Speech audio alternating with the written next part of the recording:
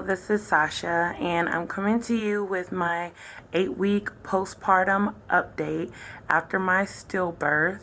I had my daughter Shalaya on October 3rd of 2015 this year, and I wanted to come in and let you know how I'm doing and how I'm recovering during this time of loss. Before I get started, I first want to say thank you so much for those of you who have given me words of encouragement or left comments or, liked my video or personally, messaged me and just gave me words of encouragement for my husband as well as myself during this time. It has been extremely difficult, even being a person of faith. It has been, trying, getting through. So I just want to let you know from the bottom of my heart that I really do appreciate it, and I know that my husband appreciates it as well. I wanted to get started. After the baby was born, we had our service on that following Friday, so she was born on that Saturday, and we had her funeral on the 9th of October. It was at the same church that my mother's funeral was at, so that was a little bit difficult, because it was the pain of both funerals at the same time for me. And then after that, it took a while for her. We ended up getting her cremated, and it took a while for that process to get done, and it really fretted me. I did not do well. My husband was not doing well, just waiting, because I feel like we couldn't rest until we had her in a final resting place. So it was very difficult for him as well as myself. Went through a lot of crying and was just really grieved. But then once we were able to bring her home, I felt so much better. My husband felt so much better. It was like we could finally bring her home, even though it wasn't the way that we thought. But it gave us a sense of comfort. And we got a mother of pearl urn that I think I might have mentioned in the last video, which was so fitting because her middle name was Pearl after my grandmother, who passed away back in June of 2013. And so it was just like heaven sent, and they were so nice and kind to us.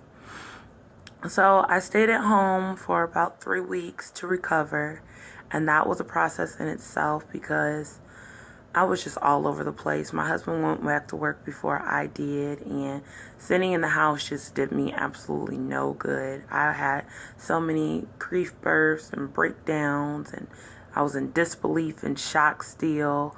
I was waking up in the middle of the night crying or getting up crying almost every day until I went back to work. And going back to work was really right on time for me because it was so beneficial to helping me kind of like snap back in to some kind of routine, and just help me feel more normal after all this, because I felt like I was looking at my life, but I didn't feel like I was a part of my life, if that makes sense.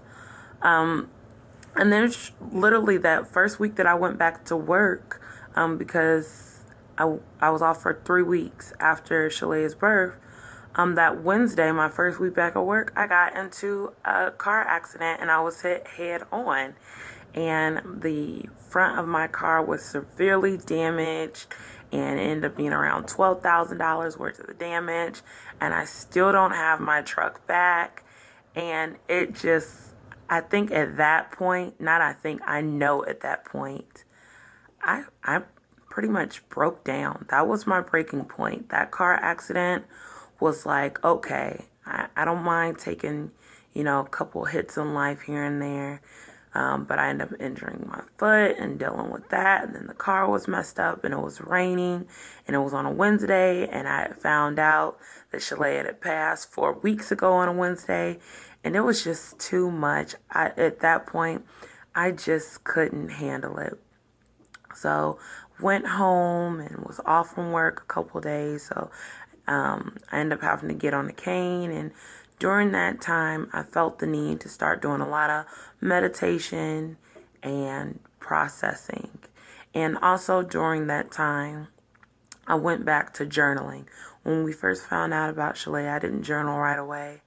But once we got back home, once I left the hospital, I started doing journaling every day just to get my thoughts out when I feel like I couldn't process it and I was all over the place.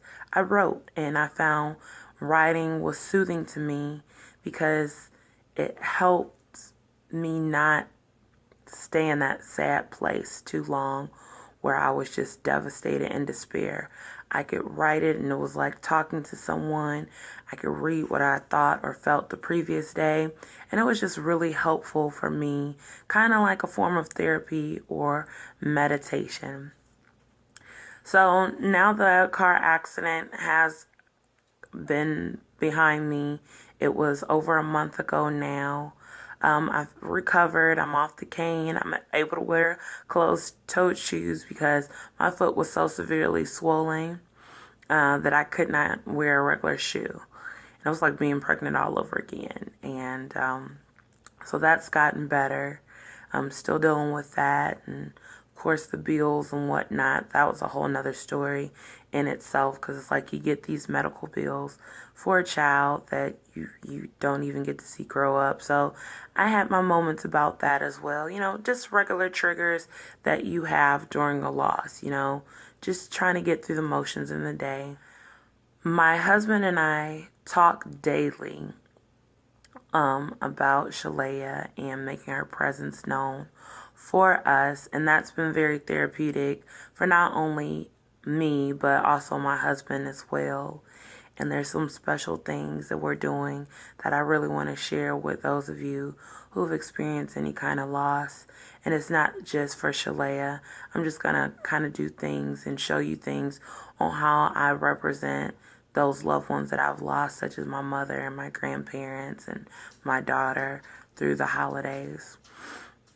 And I was cleared by my doctor. That's how I was able to go to work so quickly, because I had no tearing and things like that. I just had a lot of bleeding that occurred. I bled for almost a month. Hopefully that's not too much information. But this is a Stillbirth postpartum update. And I also got some grief books. I didn't like the ones that the hospital provided with me because I just felt like they were really insincere. And because I am a faith-based person, I wanted to have more readings that either dealt with what I went through or that were centered around faith. So actually, Charity, as she's here on YouTube, she talked about 2 books that she was given. And I actually purchased my books.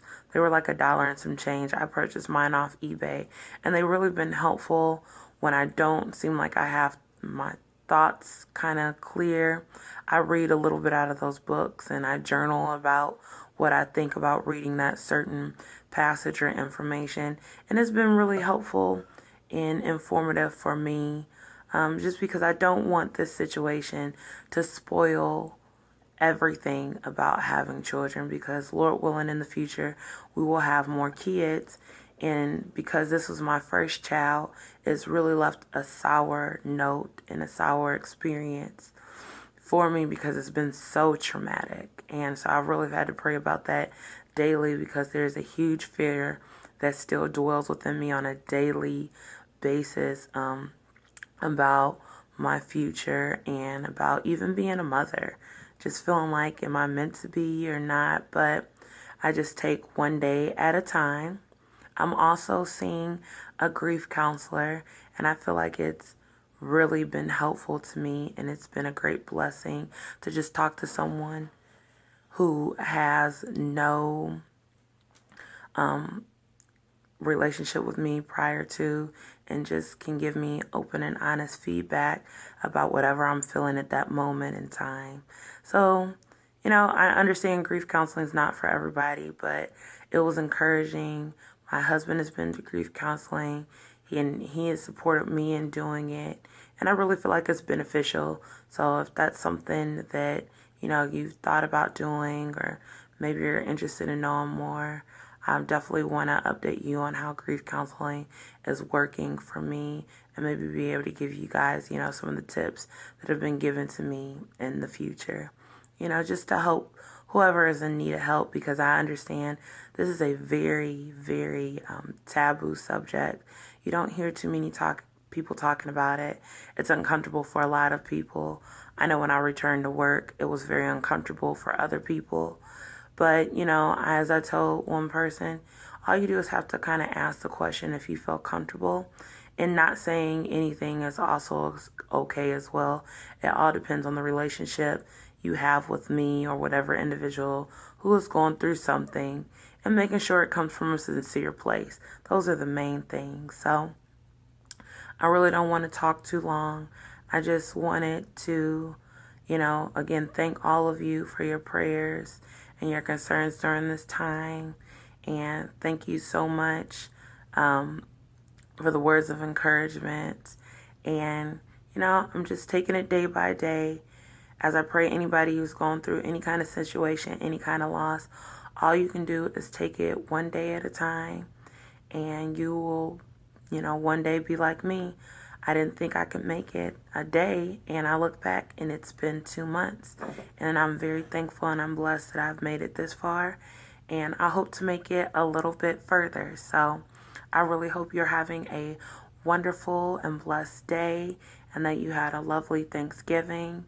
And just kind of keep your head up. And I will talk to you in the next video. Bye.